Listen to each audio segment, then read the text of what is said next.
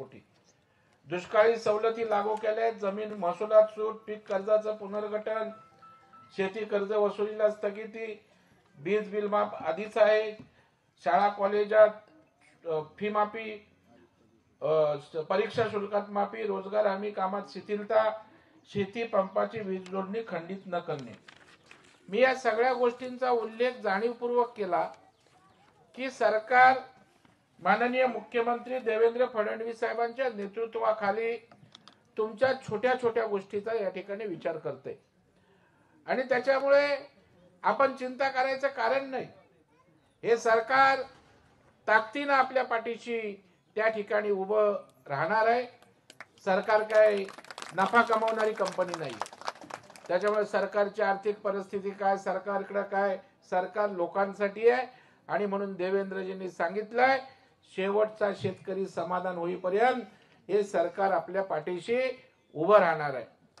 मी येताना राणा दादा आज इकडे येणार म्हणजे मी प्रतिवर्षी मुख्यमंत्र्यांकडे सकाळी जातो आशीर्वाद घ्यायला. काल मी त्यांच्याकडे गेलो कारण माझं ठरलं होतं 13 तारखेला कुठल्या तरी शेतकऱ्याच्या बांधावर जायचंय आणि मग कालच मुख्यमंत्र्यांना मी सांगितलं की साहेब मी 13 तारखेला मुंबईत नाहीये. तर मला म्हटलं कुठे जाणार आहेस? म्हणलं शेतकऱ्याच्या बांधावर कुठल्या तरी गावात जाऊन त्यांच्या सोबत वाढदिवस साजरा करणार आहे. तर तेव्हा त्यांना सांगितलं मी धाराशिव जिल्ह्यात जातोय, आमच्या परांडा तालुक्यात जातोय आणि तुमच्या वाघे गव्हाण गावात येतोय. माननीय मुख्यमंत्र्यांना सांगून आलोय आणि त्याच्यामुळे आपली अपेक्षा आहे आपलं गाव दत्तक घ्यावं. काही चिंता करायचं कारण नाही.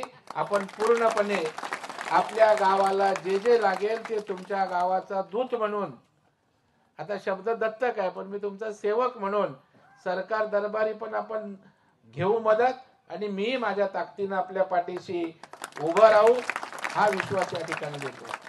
म्हणून मी आज माझी पत्नी कधीच कुठल्या कार्यक्रमाला जात नाही, माझा मुलगाही कधी जात नाही, पण म्हटलं असा कार्यक्रम एक कौटुंबिक आहे, आज शेतकऱ्यांप्रती संवेदना आहेत म्हणून आम्ही सहकुटुंब या ठिकाणी आम्ही उपस्थित राहिलोय.